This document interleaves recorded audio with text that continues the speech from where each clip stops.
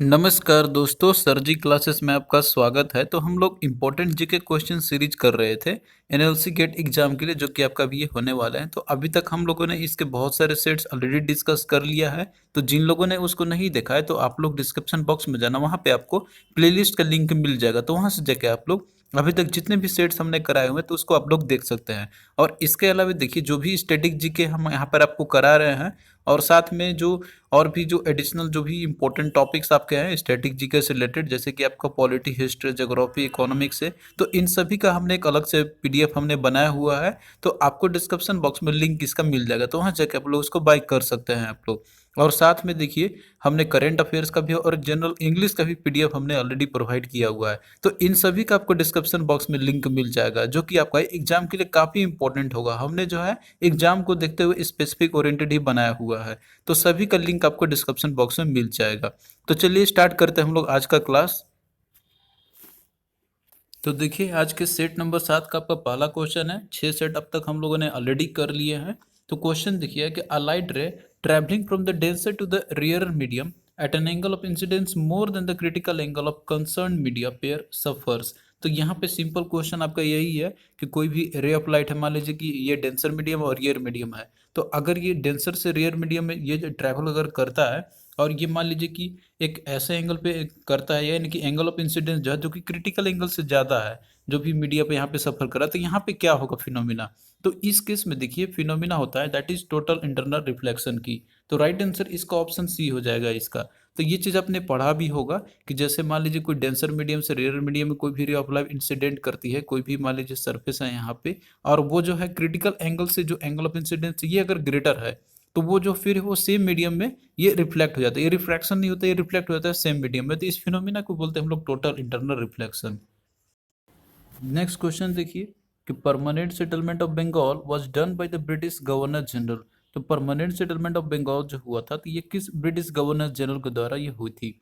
तो देखिए, जो परमानेंट सेटलमेंट था, तो ये बेसिकली एक एग्रीमेंट था बिटवीन ईस्ट इंडिया कंपनी और जो जमींदार थे बंगाल के उस समय के। तो इन्होंने जो एक एग्रीमेंट किया था कि जैसे लैंड रेवेन्यू वो कितना होना चाहिए, तो इन्होंने एक फिक्स कर दिया था। तो ये जो परमानेंट सेटलमेंट जो हुई थी, तो उस समय की जो गवर्नर जनरल थे ब्रिटिश ईस्ट इंडिया कंपनी के, लॉर्ड कॉर्नवालिस, तो उन्हीं के द्वारा ये किया गया था। तो ये हुआ था दैट इज 1793 में। तो राइट आंसर इसका ऑप्शन डी हो जाएगा, दैट इज लॉर्ड कॉर्नवालिस। फिर नेक्स्ट देखिए कि पीएच स्केल रेंजेस फ्रॉम।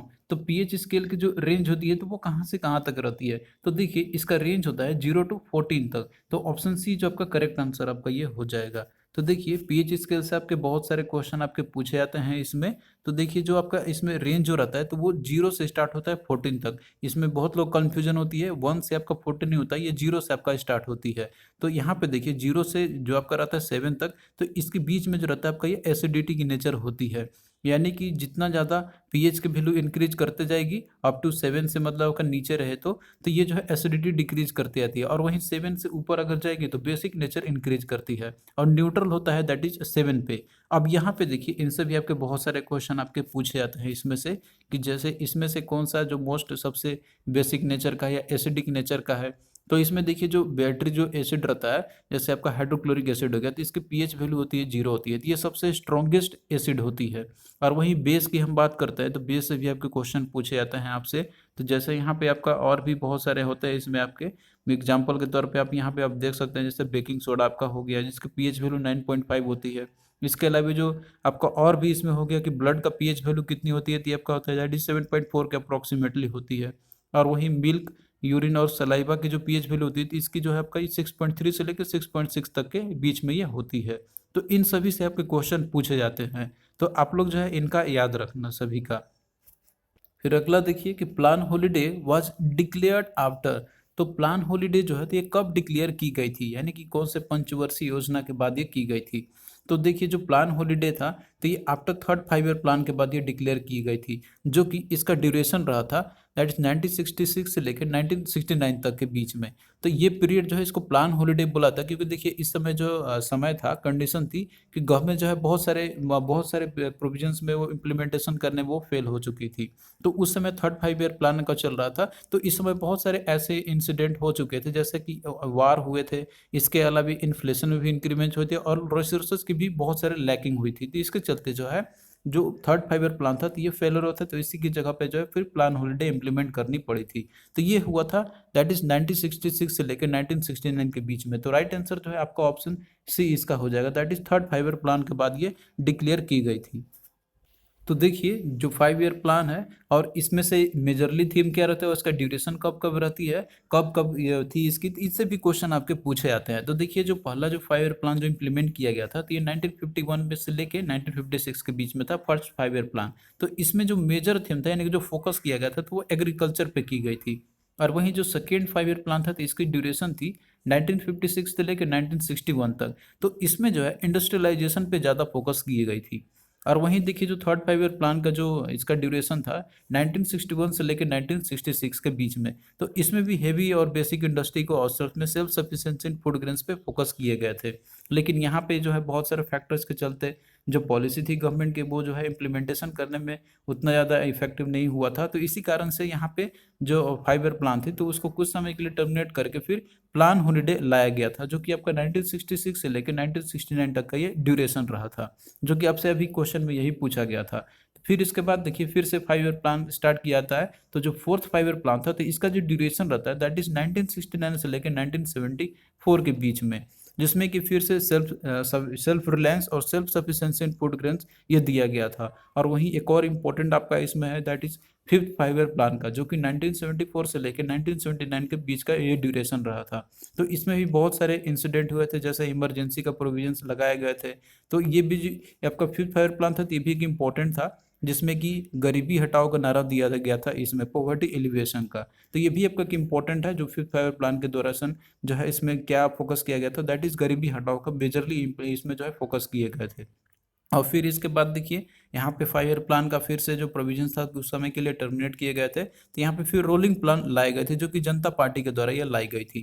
तो इसका ड्यूरेशन रहा था 1979 से लेके 1980 के बीच में। फिर से इसके बाद 5 ईयर प्लान स्टार्ट होते हैं। तो इस तरीके से ये चलते रहता है। तो आपको जो ईयर का ड्यूरेशन भी आपको याद रखना है, इनसे भी क्वेश्चन आपके पूछे जाते हैं एग्जाम्स में। फिर नेक्स्ट देखिए कि which city did the Sikandar Lodhi founded in the year 1504। तो देखिए 1504 में जो है कौन सी सिटी जो है ये फाउंड किया गया था सिकंदर लोधी के द्वारा। तो इसका देखिए राइट आंसर ऑप्शन सी हो जाएगा, दैट इज आगरा। तो आगरा जो है तो ये फाउंड किया गया था बाय सिकंदर लोधी के द्वारा इन 1504। और यहाँ पे जो है इसने मॉस्क्यू बनाया था। तो देखिए जो सिकंदर लोधी था तो ये जैसे जब जन्म लिया था तो इस समय इसका नाम था दैट इज निज़ाम खान। तो ये जो है ये सेकंड सन था बहलोल लोधी का। तो आफ्टर उसके डेथ के बाद जो है ये इसने अपना राजगद्दी संभाला था यहाँ पे, और ये नॉमिनेट किया गया था इसके फादर के द्वारा ही किए गए थे। और ये जो है सुल्तान का क्राउन इनको जैसे संभाली गई थी इनको दिया गया था दैट इज 15 जुलाई 1489 को। तो ये ड्यूरेशन आप लोग जो है इतना याद आपको रखने की जरूरत नहीं है, बट आपसे ये याद पूछा जा सकता है यहाँ पे कि जो जितने भी डायनेस्टी होते हैं तो उसके फाउंडर कौन कौन थे। तो ये चीज़ आप लोग याद रखना है, और ये चीज़ हमने पीडीएफ में अपलोड पीडीएफ में हमने जो है प्रोवाइड किया हुआ है। फिर नेक्स्ट देखिए कि which of the following rivers is known as the Vriddh Ganga.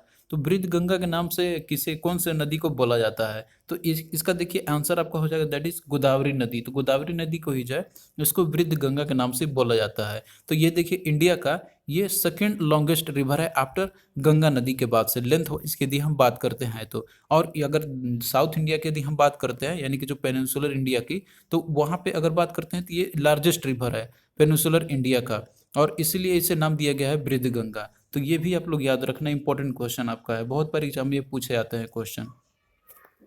फिर नेक्स्ट क्वेश्चन देखिए कि under the constitution of India which one of the following is not a fundamental duty. तो कॉन्स्टिट्यूशन इंडिया कॉन्स्टिट्यूशन के अंदर में आपने देखा होगा फंडामेंटल ड्यूटी कि वो कितने हैं और कौन कौन से हैं। तो आपको बताना है कि इनमें से कौन सा वो फंडामेंटल ड्यूटी नहीं है जो कि दिए गए हैं हमारे कॉन्स्टिट्यूशन के अंदर में। तो देखिए ऑप्शन में दिया आपका यहाँ पे कि to vote in the public election, to develop a scientific temper, to safeguard public property, to abide by the constitution and respect its ideals. तो देखिए इन तीनों में से जो है आपका यहाँ पे ये तीनों जो है फंडामेंटल ड्यूटी है। लेकिन जो ऑप्शन ए आपका दिया है to vote in the public elections, तो ये कोई एक फंडामेंटल ड्यूटी नहीं है जो कि मेंशन किया गया हुआ है। तो राइट आंसर जो है ऑप्शन ए इसका आपका ये हो जाएगा। तो देखिए आपको जो है पूरे 11 जितने भी फंडामेंटल ड्यूटी है तो आपको उनको याद रखना होगा, तभी आप लोग इस तरह के क्वेश्चन आप लोग कर सकते हैं यहाँ पे। जो कि आपका ये फंडामेंटल ड्यूटी है, तो ये आर्टिकल 51A में ये रखा गया है यहाँ पे, जो कि ये सारे इंडियन सिटीजन्स को ये ड्यूटी होती है कि वो जो है फंडामेंटल ड्यूटी को ये फॉलो करे, उनके पास ये होना चाहिए। तो ये सारे चीज़ जो है आपके प्रोविजंस दिए हुए हैं इन सभी में। तो आप लोग पूरे के पूरे जो है फंडामेंटल ड्यूटी का आप लोग याद रखना जितने भी दिए हुए हैं। फिर नेक्स्ट क्वेश्चन देखिए कि स्टेटमेंट 1 और स्टेटमेंट 2 आपका दिया है और आपको बताना है कि इसमें से कौन सा स्टेटमेंट क्या सही है कौन गलत है। तो स्टेटमेंट 1 देखिए दिया आपका यहाँ पे कि quinine is used in the treatment of malaria. तो क्यूनाइन जो है ये मलेरिया का ट्रीटमेंट करने में यूज़ किए जाते हैं। तो देखिए ये जो स्टेटमेंट आपका दिया हुआ है तो ये सही है कि जो मलेरिया है तो इसका ट्रीटमेंट के लिए क्यूनाइन यूज़ की जाती है। और स्टेटमेंट 2 आपका दिया हुआ है कि it is obtained from the bark of cinchona. तो देखिए जो चिंचोना एक प्लांट है तो इसी के बार्क यानी कि जो खाल रहते हैं तो इसी से ही ऑब्टेन की जाती है क्यूनाइन। तो ये भी आपका स्टेटमेंट सही आपका है। तो इस तरीके से जो दोनों स्टेटमेंट आपका दिया है यहाँ पे कि बोथ 1 एंड 2 आर करेक्ट है, तो ऑप्शन सी आपका करेक्ट आंसर हो जाएगा इसका। फिर नेक्स्ट देखिए कि which of the following pairs are correctly matched. तो कौन सा इसमें से जो पेयर जो है करेक्टली मैच्ड है। तो यहाँ पे देखिए आपको दिया हुआ है इसमें रिवर और जो सिटी उस बैंक पे लोकेटेड है। तो यहाँ पे दिया हुआ है नर्मदा। तो देखिए जो जबलपुर जो शहर है तो ये नर्मदा के जो बैंक पे ही लोकेटेड है, तो ये भी आपका ऑप्शन सही है। दूसरा देखिए दिया हुआ है गोदावरी और नासिक। तो जो नासिक सिटी है तो ये भी गोदावरी के रिवर बैंक पे सिचुएटेड है, तो ये भी आपका सही दिया हुआ है। और वहीं तीसरा देखिए इसमें दिया हुआ है महानदी और कटक। तो देखिए जो कटक सिटी है तो ये भी महानदी रिवर जो है तो इसका बैंक पे सिचुएटेड है, तो इस तरीके से ये भी आपका सही है। तो तीनों को तीनों जो है आपके पेयर जो है करेक्टली मैच किए गए हैं। तो इस तरीके से आपका क्या हो जाएगा, that is 1, 2 and 3 all are correctly matched है। तो ऑप्शन डी इसका करेक्ट आंसर हो जाएगा। तो देखिए जितने भी इंपॉर्टेंट सिटीज़ हैं और जो रिवर बैंक पे जो सिचुएटेड है तो ये चीज़ आपसे बराबर एग्जाम में पूछे जाते हैं, तो हमने यहाँ पे आपके लिए सारा दिया हुआ है यहाँ पे। और ये चीज़ हमने पीडीएफ में भी इंक्लूड किया हुआ है जनरल अवेयरनेस का, जो हमने आपको प्रोवाइड किया हुआ है। तो आप लोग उसमें से भी इसको पूरा पढ़ सकते हैं। इसके अलावा और भी स्टैटिक जीके उसमें आपको मिल जाएंगे। तो यहाँ पे देखिए जैसे आपका दिया हुआ है उज्जैन, तो जो ये शहर है तो ये क्षिप्रा नदी किनारे ही है ये। फिर वही नासिक की बात करते हैं तो गोदावरी आपका हो जाएगा। जबलपुर की बात करती है नर्मदा हो गया। इसके अलावा जो बेलूर है तो ये गाछी है। वही कानपुर बात करते हैं गंगा नदी किनारे है बसा हुआ है। उसके बाद लखनऊ की बात करते हैं तो ये देखिए गोमती नदी किनारे बैंक पे है। हरिद्वार जो है तो ये गंगा नदी के बैंक पे है। वही डबलिन देखिए तो ये है लिफे नदी पे। फिर लिस्बन की बात करते हैं तो यह है टैगस नदी के बैंक पे। वही बैंकॉक की बात करते हैं तो ये जो है छाओ फिराय नदी के बैंक पे है। वही रोम देखिए जो इटली का एक शहर है तो ये टिबर नदी किनारे बसा हुआ है। वही बगदाद की बात करते हैं तो ये आपका टिग्रिस है, पर टिग्रिस के बैंक पे है। वहीं और देखिए इसमें आपका दिया हुआ है जैसे खार्तूम आपका दिया हुआ है तो ये नाइल नदी के बैंक पे लोकेटेड है। पर्थ की बात करें जो कि आपका ऑस्ट्रेलिया का एक शहर है तो ये स्वान नदी के किनारे है। वहीं बर्लिन की बात करते हैं तो ये स्प्री के बैंक पे है। वियना जो है जो कि आपका ये ऑस्ट्रिया की राजधानी है तो ये डेन्यूब नदी पे बैंक पे है। वहीं देखिए अगला आपका इसमें दिया हुआ है बेलग्रेड आपका दिया हुआ है ये, तो ये जो है डेन्यूब नदी पे ही भी है। फिर अगला देखिए जो लुधियाना आपका है तो ये सतलज नदी पे है। अहमदाबाद की बात करते हैं तो ये है साबरमती नदी के बैंक पे। टोक्यो की बात करते हैं जो कि जापान का ये कैपिटल है, तो ये जो है आपका सुमिदा नदी किनारे के बैंक पे है। कोलंबो की बात करते हैं तो यह है केलानी नदी पे। अयोध्या की बात करते हैं तो ये सरयू नदी के बैंक पे लोकेटेड है। तो ये सारे शहर हैं, तो ये सारे इंपॉर्टेंट सिटीज़ है और जो बैंक पे जहाँ पे लोकेटेड है, तो ये चीज़ आप लोग इसको अच्छे से याद रखना है। आपसे एग्जाम में पूछे ही जाते हैं क्वेश्चन, इसमें से घुमा फिरा के आपसे क्वेश्चन। फिर नेक्स्ट देखिए कि which of the following authority regulates the insurance business in India. कि कौन सा अथॉरिटी है जो कि इंश्योरेंस बिजनेस को रेगुलेट करती है इंडिया में। तो देखिए इंश्योरेंस बिजनेस जितने भी हैं तो इसको रेगुलेट करने के लिए IRDA है। तो दैट इज इसका फुल फॉर्म होता है insurance regulatory and development authority of India. तो ये एक स्टेचुरी बॉडी है जो कि कॉन्स्टिट्यूशन में इसका प्रोविजंस नहीं था। इसको जो है गवर्नमेंट ऑफ इंडिया ने जो है इसे एक एक्ट ऑफ पार्लियामेंट पार्लियामेंट में एक्ट बना के इसने बनवाया था इसको। तो इंश्योरेंस रेगुलेटरी डेवलपमेंट अथॉरिटी जो है ये एक्ट जैसे 1999 में ये IRD एक्ट के तहत ये बनाए गए थे। तो ये जितने भी इंश्योरेंस सेक्टर है इंडिया के अंदर में तो उनका सुपरविजन के लिए और उनका डेवलपमेंट के लिए जो है इसकी स्थापना की गई थी। तो राइट आंसर जो है आपका ऑप्शन सी हो जाएगा, दैट इज IRDA हो जाएगा इसका। और बाकी देखिए जो RBI है तो ये मॉनेटरी पॉलिसी को रेगुलेट करती है इंडिया में। और वहीं सेबी की बात करें तो सेबी देखिए जो इसका फुल फॉर्म होता है security and exchange board, security and exchange board of India. तो ये जो है जितने भी सिक्योरिटीज होते हैं यानी कि जो कमोडिटी मार्केट होते हैं और जो सिक्योरिटीज होते हैं तो उनको रेगुलेट करने के लिए बनाया गया था इसका। तो ये सारा चीज़ आप लोग याद रखना। तो थैंक यू दोस्तों, आपको कैसा लगा ये सारे क्वेश्चंस और जो सेक्शन हमारा चल रहा है वो, तो आप लोग कमेंट करके ज़रूर बताना और अपने फ्रेंड्स के अमंग भी वीडियो को शेयर करना ताकि हमें भी जो है मोटिवेशन इससे मिलता रहेगा। और हमने देखिए ऑलरेडी आपको पीडीएफ हमने प्रोवाइड कर दिया हुआ है इंपॉर्टेंट जीके का, जितने भी स्टैटिक जीके पोर्शन है, और साथ में जो रिलेटेड रहते हैं आपके पॉलिटी, हिस्ट्री, ज्योग्राफी से रिलेटेड जो भी पोर्शन फ्रिक्वेंटली पूछे जाते हैं, तो वो चीज़ भी हमने इसमें इंक्लूड किया हुआ है पीडीएफ में। तो इसका डिस्क्रिप्शन बॉक्स में लिंक दिया हुआ है, तो आप लोग वहाँ से जाके आप लोग इसको बाय कर सकते हैं। और साथ में हमने करंट अफेयर्स का भी और साथ में इंग्लिश के भी नोट्स हमने प्रोवाइड किया हुआ है। तो आप लोगों को जो है वो बहुत ही हेल्प करेगा एग्जामिनेशन में। हमने एग्जाम ओरिएंटेड ही उसको बनाया हुआ है। तो चलिए दोस्तों, फिर मिलते हैं नेक्स्ट वीडियो में, तब तक के लिए बाय।